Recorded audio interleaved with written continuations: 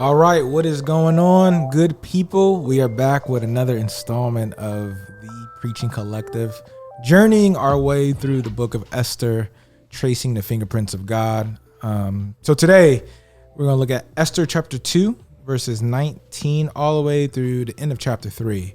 And I think there's important too, when we think about different fingerprints of God, right? Fingerprint, queen, Esther becoming queen, excuse me. Huge fingerprint. That'll be more explained later in the story. But her becoming queen as a Jewish woman, unknown to anyone, but sort of again, that's the fingerprint of God. That God was sort of evidence of God behind the scenes, setting things up for later. Right. Absolutely. So that, and then here we have Mordecai.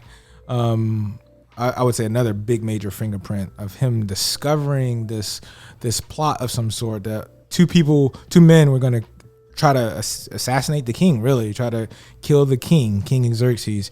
And Mordecai discovers this and then tells the queen, and then obviously Mordecai spares the king's life. So what was that situation like? What actually happened?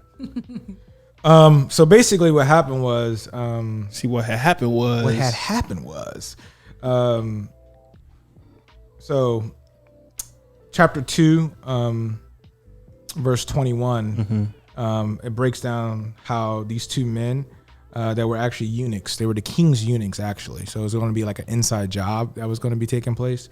They became angry and sought to lay hands on the king. And this came to the knowledge of Mordecai, and he told Queen Esther, and Esther told the king. In the name of Mordecai, and when the affair was investigated and found to be so, the men were both hanged. So apparently there was just anger and rage of some sort, and the eunuchs was like, yo, we got to take out the king. And Mordecai was like, nah, sorry, not going to happen. That just seems kind of, and we were saying this offline, but I think that's another one of those elements that I think is just interesting about a Persian king, where in the beginning, when that whole law was made for him to go find all the pretty women within the empire and bring them to the harem, that wasn't even his idea.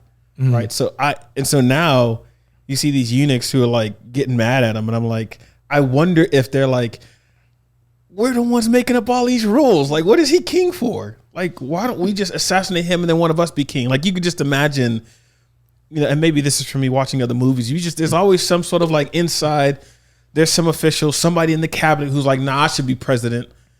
Why don't we take out this guy? Cause I'm the one giving him all the good ideas. And then he getting all the girls. Why don't I? Right.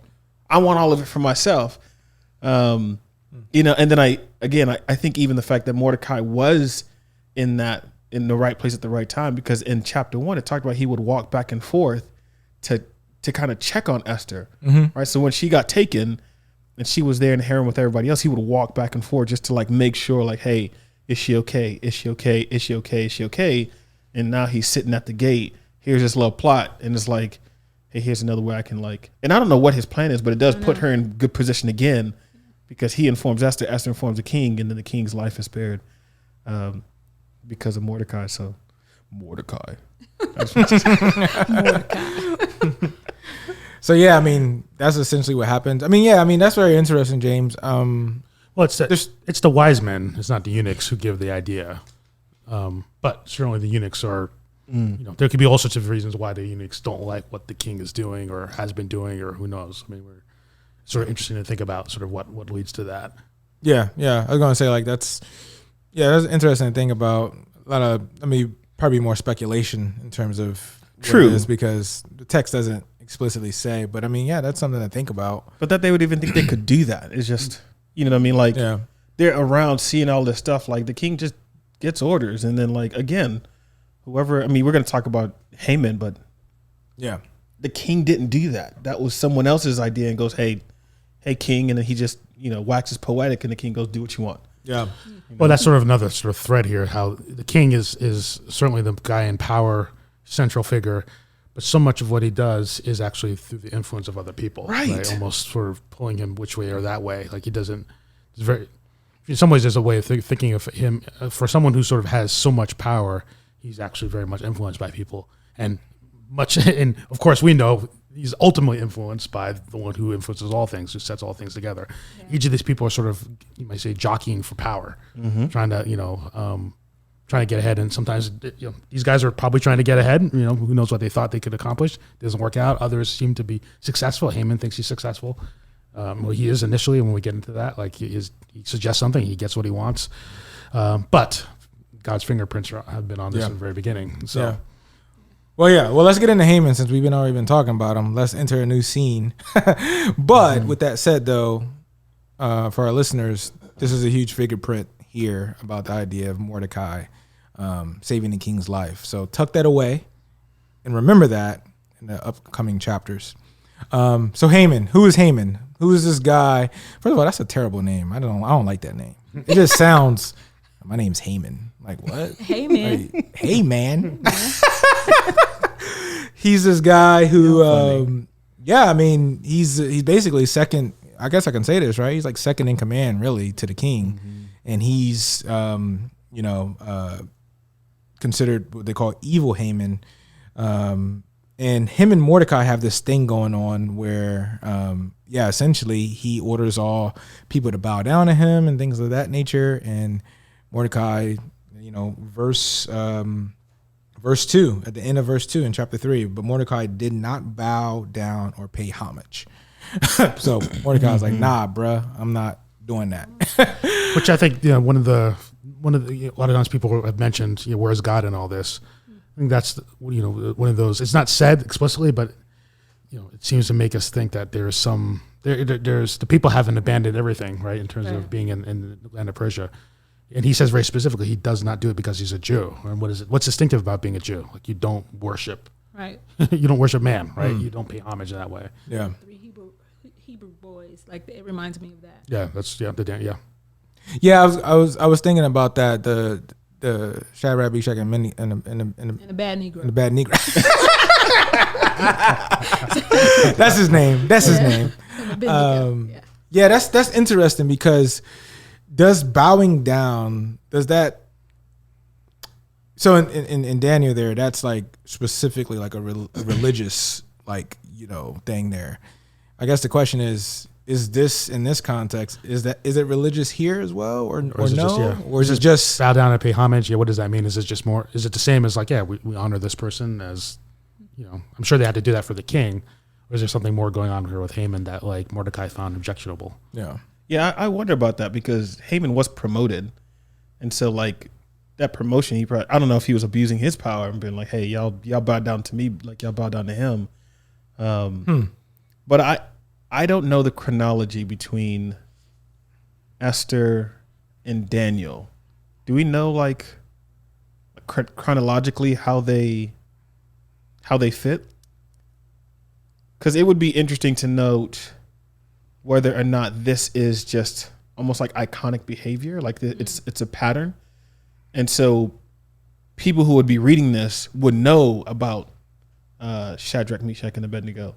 Well, this is Persia, right? So, and that's Daniel's Babylon, right? So, and I think Persia Empire is after Babylon, right? So, Mordecai's name is Babylonian. Well, yeah, I mean, it carries over. It would be curious. It's interesting to think about. But if it's after, I mean, I think that would make the point because they would read this and then see the same kind of I won't bow down to you. Okay. And it would trigger that's like what, I wish I knew their Hebrew names, which is what I want to call them. But Shadrach, Meshach, and Abednego, like it goes, they did the same thing, and there would be that trigger, like, this is an important moment right here. This is a very important moment. There's also too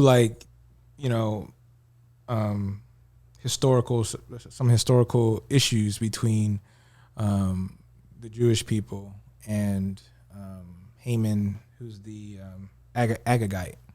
So if you go back and read, I believe it's 1 Samuel 15. I think there's a whole story about all of that, and so it seems. So I wonder too, for Mordecai to not bow down, is it kind of like, is there that history there, bad blood between which brings up a whole nother interesting component when you think about what Haman decided to do.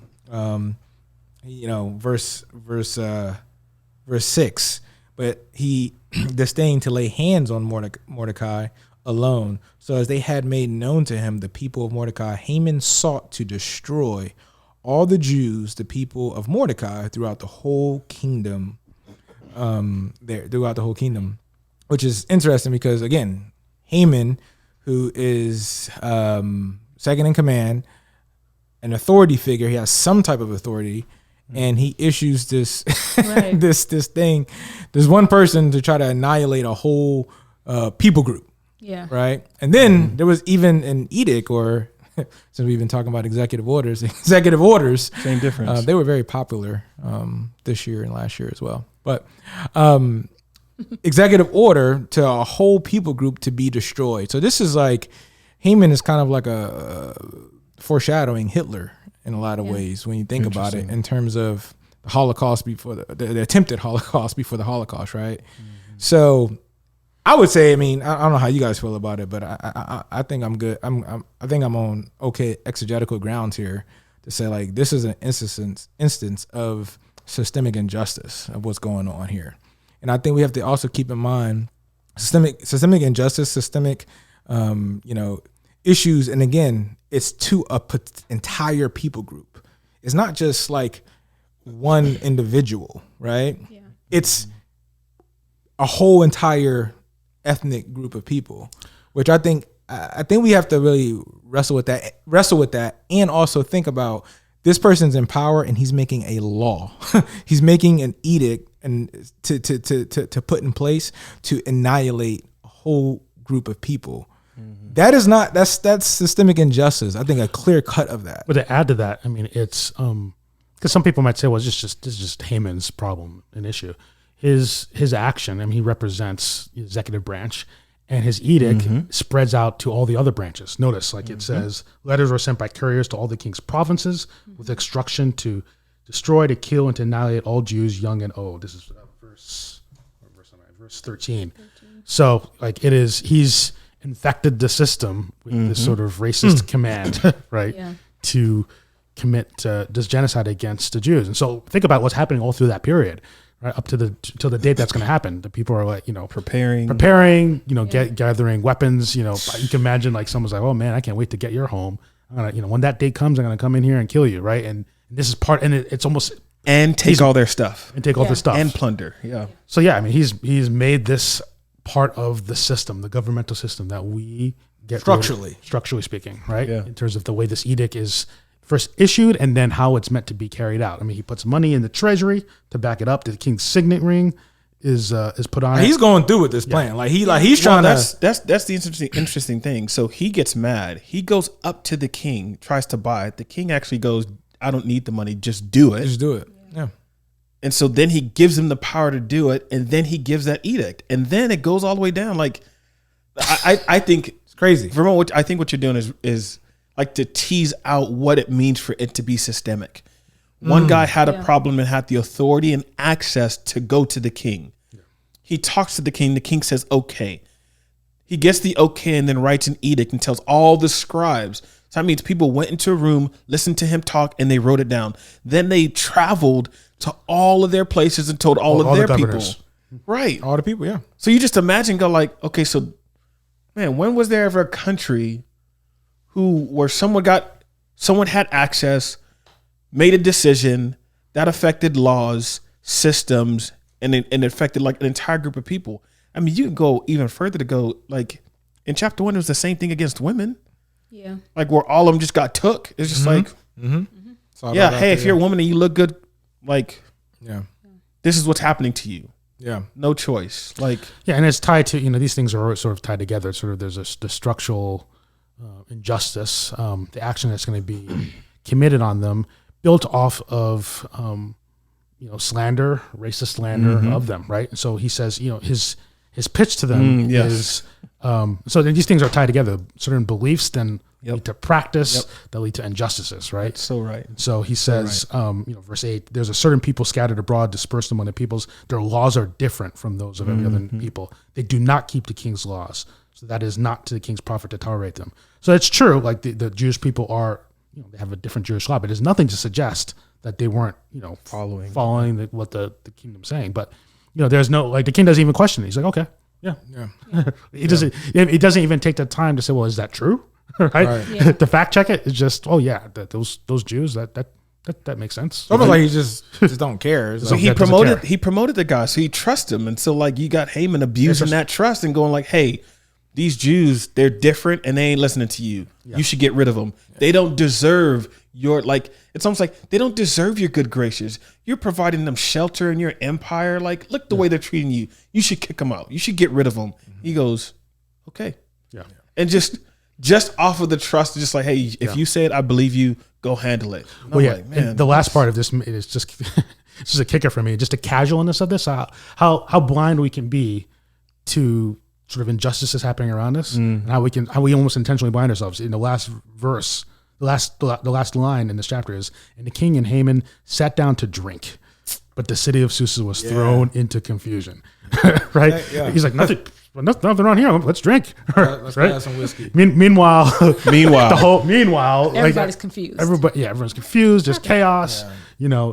It's almost how often like those things happen. Like there's terrible things happening. People around us could be living under great injustice and oppression, and yet those in power are just like, just everything's fine, chilling, right? Because he's totally isolated from it, right? And again, a reminder of just how isolated this king and his staff are really from other people. I mean, I imagine the same was true in the earlier chapters. Gather up all the virgin women. Imagine like the confusion and all that would happen in that as like women are snatched. Maybe there's some of these virgin women were promised to someone else, right? But then they got pulled to go into the harem. Yep. But he's totally separate from that. He has no relationship or connection with those who are in the margins, those who are most in danger of being oppressed. Yeah. When I was reading this, I was thinking a lot about like our Latino brothers and sisters and how they feel, especially when we talk about like just the verbiage that Trump would use, like build a wall and all of the fear that came in with that, and the systemic injustices that happen even for them. And I know obviously they weren't taken from their country, but even then, like they're still like how they're viewed. I mean, ISIS, like you can just be thrown back into another country. They get to take your house. They get to take everything else. You're just disregarded. And so, I thought about them as well. Like I said, it's not horrendous. Obviously, they're, it's completely different. It's not gruesome like that. We're not trying to annihilate a people, but at the same time, just how the injustices happen with our Latino brothers and sisters as well. Yeah. No, I think that's a good point. And also too about them just casually going out and going to have drinks afterwards. Yeah. I mean, it's like the ultimate meanwhile. Yeah. It's like y'all drinking. The net says it was an uproar. Yeah. That's just very interesting. In this chapter, I think there's some, I like to call it just a power struggle going on here. I think the same thing in the previous chapters too, but in a lot of ways, Haman, it's a power trip. You know what I mean? Like, like I can't get what I want. I can't get Mordecai to, and therefore it leads to like violence. Yeah. And I'll keep talking about this idea of like getting what we want and stuff like that. But I do think that's something to think about in terms of our leadership and leaders in general. There's a lot of stuff right now even going on, and different podcasts and stuff that are coming out that's even talking about some of the different power struggles and trips that people have been on and stuff like that. So it's just one of the things that when we don't get what we want, what do we end up doing and leading to? A side note from that, one other fingerprint of God I think is also that is important, because, and by the way, like this whole book it's all fingerprints in it. And again, I know we tend to read this and be like, where's God? What is going on? How is this happening? Great question. But God is active even when we don't directly see it. Yeah. And that's just something that, again, you hear over and over again. And I think it's the story of Esther for sure. But I even think it's also the story of us in a lot of ways as well. I mean, we can look back in our lives and see how I didn't see or feel how God was present in what was going through when I was 12 years old, or when I was 15, or when I was 18, or whatever the year is. But you can look back and be like, oh, dang, okay, all right, that's how he was there. That's how he was there. So we can do that even with our own lives. I think when we think about as we enter post-COVID life, you know what I mean? I think in 2020, for a lot of people, that was a question that many people had. Where's God? When the pandemic was happening? And by the way, we still are in a pandemic, but we're hopefully on the tail end of it. But even that time, it's like, where's God? What's going on? And maybe now we can look back in 2020 and be like, okay, that's some of the fingerprints of God.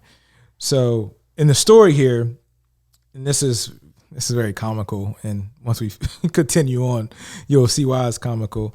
But, verse 7, the whole idea of Haman, casting lots, and, it's kind of like this idea of rolling dice, right. Yeah. and pure, the word pure there. That's a fingerprint. That's a fingerprint, because when we get to previous chapters, there was a, festival that was dedicated for this. And anyways, I just think that's a huge fingerprint. So be on the lookout for that as we talk about it. Yeah. I was gonna say, going back to your point of like seeing like how God orchestrates all of these things, even to the point that, Haman, I think there's commentaries of things that can be said that Haman was a descendant of Esau, where Esau was enemies with Isaac. And so you see this kind of like feud, and even in the midst of that, like when I was looking at this character of Haman, and how, the Bible is really clear, like his heart was so hardened. And it reminds me also of Pharaoh, when his heart was hardened, but it was a way for God to demonstrate his power. So it's always like something where you're looking at, okay, this is one way where God is going to show himself like mighty and powerful, even through all of these little threads where it's these families have been feuding since, Abraham messed up, had an Ishmael, when he was promised Isaac, but then he uses this, even with Vashti being thrown out, even though that was just, but he still used that in a way, well, we need Esther in place, because I'm about to show and demonstrate like that I'm still for my people, I'm going to save them, even though, so it's very interesting seeing God at work, even in those small details of those things. He's in the details for sure. And God working, through people's, sinful, unjust actions, right? So it's almost like God, despite us. This isn't, exactly, despite us. So, God is, does not sin. He doesn't tempt us to sin. And yet God, it's almost that God is so sovereign, and so he's so expertly able to work in everything, that he can work even through the most messed up actions of people, right? He's just sort of, that doesn't stop him from doing something that is obviously is going to save his people, right? And he's doing. And often, though, I think the thing is how the understanding here is to believe that God is working, even when we can't see it initially, right? And I think the hardest times to see it are when like we're looking at this and think like, where is God in the midst of this? God's sort of time frame, his viewpoint is way bigger and larger than ours, and so we're seeing, looking back now, we see, oh, this is a thread that's filling, that's a thread that's going to pay off down the road. How hard it is in our moments right now to think, oh, this is going to, maybe God is working in the midst of this. It doesn't negate the pain and the sorrow. Right. They still went through that here. But I think this is one of those stories that remind us that God is, the promise of God isn't that we're going to go through pain, right? But he's going to help us persevere through it, right? He's over all things and will preserve his people. Yeah. It's almost like a cool literary like device almost of the author of not mentioning God. I know a lot of people always bring that up, like the story Esther doesn't mention God and blah blah blah, and it's like it's almost kind of like a brilliance of the we really don't know who the author is. I mean, I know some people think Mordecai actually wrote it, but I mean it's anonymous. We really don't know. But the fact that the author doesn't, and then all this stuff comes together, it's almost like a creative literary masterpiece of how God's not mentioned. I wonder if that was like actually even intentional, almost. I think it's interesting that it makes it into the canon. So obviously it carried some sort of weight, that people read it. And again, like you think of some of those cues and it goes like, hold on, wait, that sounds like this. And that sounds like these people who did that. And so I wonder if it just resonated with the people so much to go like, no, that this story is significant. It has to be here. But I think so much, and Vermont, you were saying this towards the end about the idea of persevering through pain. It's so much easier to read everything from hindsight, right? Hindsight is 2020. You can go like, man, there are fingerprints all over this. Man, it's so much harder when you like, again, go back to 2020, like all the people who like all throughout that, like persevering through pain when you don't know when it's going to end. Yeah. That's a different kind of thing. Yep. And I think if there's anything, I wonder if there are ways to draw out some of the ways that they were enduring that when they didn't know what was going to happen. Esther didn't know she was going to become queen. There was maybe a chance, like that's what they said. But I mean, she easily could have just become one of the other concubines and just went in there and had to do what she had to do and did whatever. Who knows? You know, but to try to think through, again, the position of people's lives now because of the pandemic, for whatever reason, sickness, illness, age, like whatever it is, you know, marital issues, like there's a whole lot of it. And to imagine, you know, how people can be helped with this kind of story to persevere through the kind of pain that they might be enduring. The systemic injustice whole situation, like 2020 didn't do anything, it like, you know, it sort of like highlighted that in such grand scales, right? And then a memorial is like erected, and then that gets like, you know, for what all different opinions, and what you still just think about that and go like, there's a lot going on. People feel it all the time. And you read a story like this and say, well, there's hope, right? Even though, and it's hard, I'm hoping, or just encouraging to look forward to like, or to look for those kind of moments, because I feel like it's really easy to go like, God is at work, but it really in the midst of like someone's enduring, right?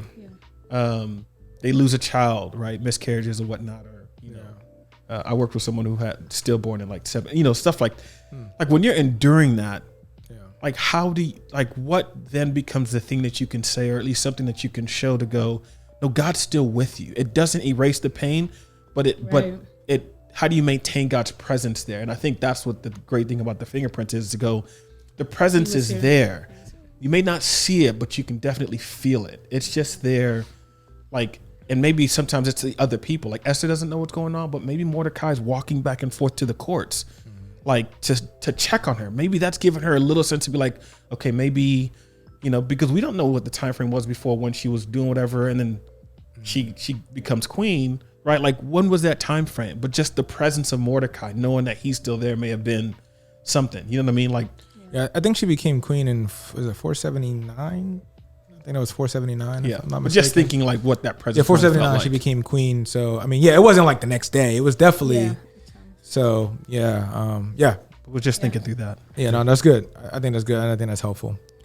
Well, the Preaching Collective, Esther, tracing the fingerprints of God.